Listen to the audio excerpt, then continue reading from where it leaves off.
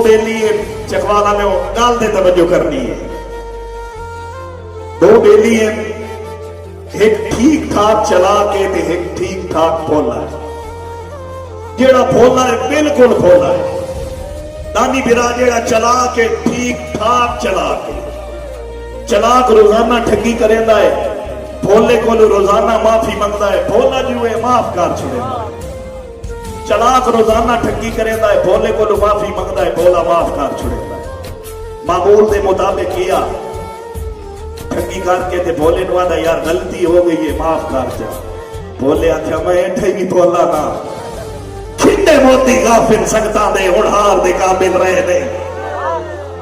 खिंडे मोती गाफिल संगतां दे हुण हार दे काबिल रहे नहीं।